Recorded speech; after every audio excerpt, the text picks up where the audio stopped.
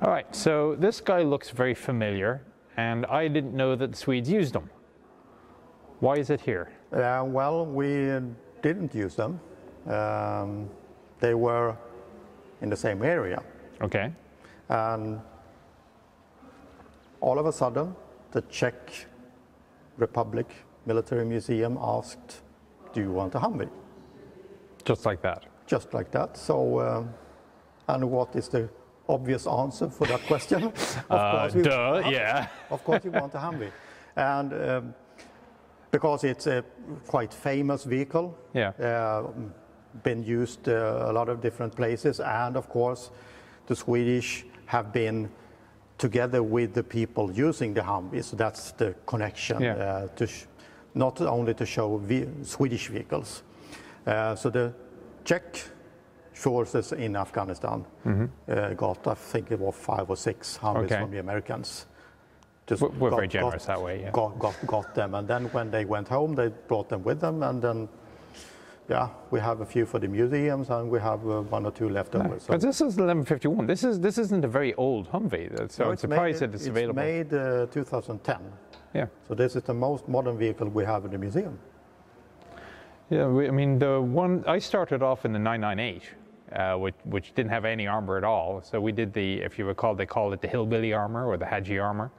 So you just get pieces of metal and you just put it on everything. Which didn't do the suspension any favors. You look at a picture of my early Humvee and the wheels are like this at the back, just from the weight of the metal that we were putting on it. And the engine was terrible because it wasn't designed for that weight. I mean, the original 998 was a fantastic vehicle off-road. I mean, I know there were people that liked, I preferred my older, smaller Jeeps. I was astounded what a good driver in a Humvee could get through. It was, I'm amazed he didn't get stuck. I'm amazed he got out of it, and so on. And so they gave us, the reason we had the Humvee in Iraq was we were patrolling with 4 tanks.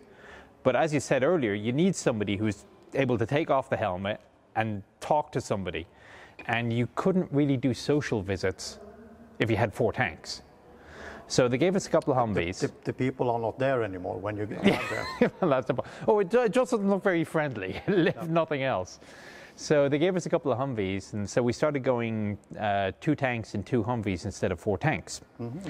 And we'd alternate, so every 2 days we'd swap. So I'd do 2 days on the tank and then 2 days in the Humvee, because that way we figured it would share the danger, and so you could have a quiet day where you're in the tank and you can feel secure and safe, and then you got another day where you're kind of going, I hope nobody shoots at us. But I think the problem was they figured it out, and they didn't shoot at us anyway because they knew the tanks were with us.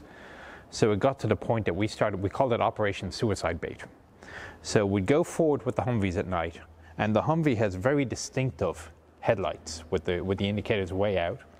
So we'd drive down the road at night with the headlights on.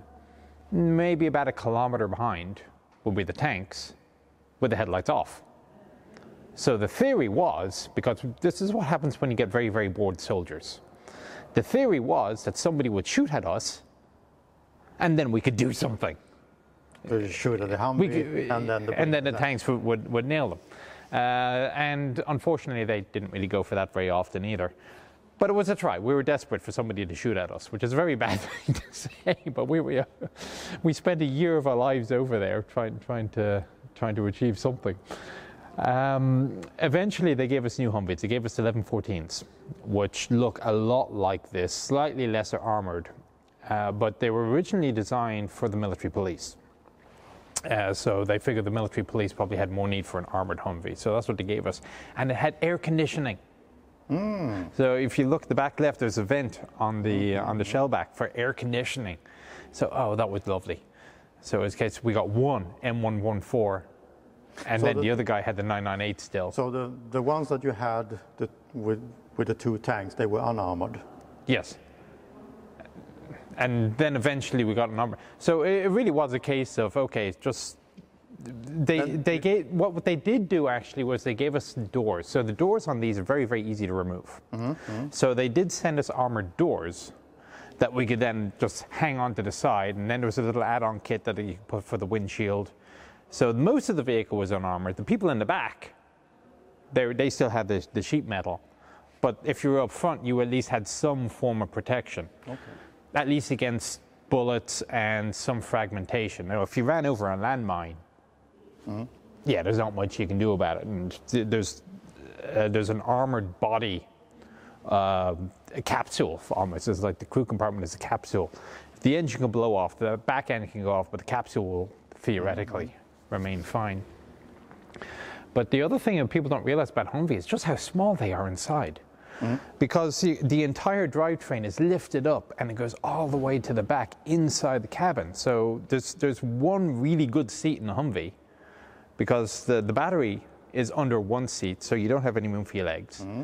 The driver, of course, he's driving. So your choice is either the TC's position on the right or the one back seat that doesn't have a battery. And even then the question was, well, if you're going to command the Humvee, where do you command it from? Because you got two choices. You got the seat in the front right or the turret. Because what's the most important thing a commander can do? He's got to be able to see what's going on. Well, you can't see very much from that. You can see a lot more from up there. But if the shooting starts, the commander can't be spending his time shooting the gun. True. So there's always been a lot of debate. But now they put the computer system in the passenger seat anyway. So that settled that debate eventually anyway. I had one guy, he spent his entire deployment complaining about the Humvee, how he hated the Humvee. 3 months later, we come back, we all show up at the unit, and there is a civilian Humvee sitting in the parking lot. Who bought that monstrosity? Oh, that was Jones. But he spent the whole time complaining. Okay, whatever. Yeah, maybe he got used to it, and then, well, the love came later on. The unfortunate thing is that these things are not really street legal in the US. So you can buy a lot of old military vehicles in the US and just drive around like an M151 or a Jeep or whatever. The Humvee, they decided, because it doesn't have airbags or a collapsible steering wheel, it is not good for road use, which means that there is a very small amount that were sold before the government said, no, you can't have them anymore. And all the others that are being sold, they basically say, yeah, you can use it, but you can only use it on your ranch or on your... We have the same situation in Sweden, where you cannot use second-hand army vehicles from Humvees in Sweden because of the bad driver's compartment due to safety. There are civilian Humvees, yes, but these ones, no. The safety feature requirements, it just kills all the fun. Yes, it does. And it's a fantastic vehicle, even if it's, well, it's big, cramped inside. I mean, they at least put a new engine in it, so the power is there, but the problem, though, is that you're still looking at something that's several tons on 4 wheels, and your off-road capability just isn't there anymore. But now they got the new one, the JLTV, which I haven't played with myself, but you say you've seen one. Yeah, we've seen it, and it's a fantastic off-road vehicle, even if, well, it's bigger. So I think since that is bought, it's from the beginning, it's designed to be an armored off-road vehicle. Maybe it's better performance than this one, because this is something you had add on at the time. You come to a limit where you cannot extend it anymore. For a while we were using mixed reconnaissance units. So actually, in fairness, in light reconnaissance units, the Humvee is still used as a reconnaissance vehicle. They put a big thermal imager up top, the LRAS system. In my cav troop, we had Bradleys and Humvees were mixed together. So the theory was that the Humvee would be nice and quiet and quick and get light places that it could go, and the Bradley would be the heavy overwatch.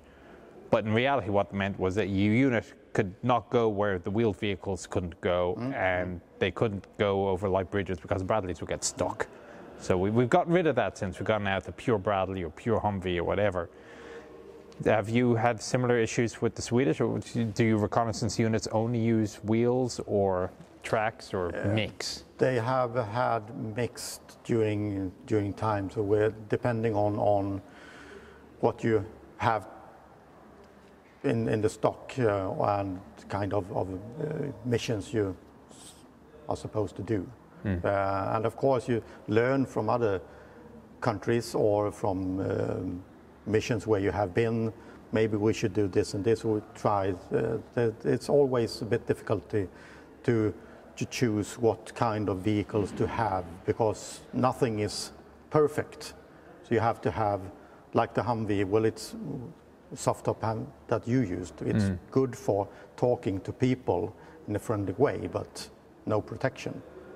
So you always have the difficulty to what you should have, or should we mix together small vehicles with bigger vehicles, small guns with bigger guns, and you have all the logistics, repairs. So there's always a debate about what would be the best. Okay, well, let's move on. There's one more UN vehicle that you have over there. If you like these films, please subscribe to our YouTube channel.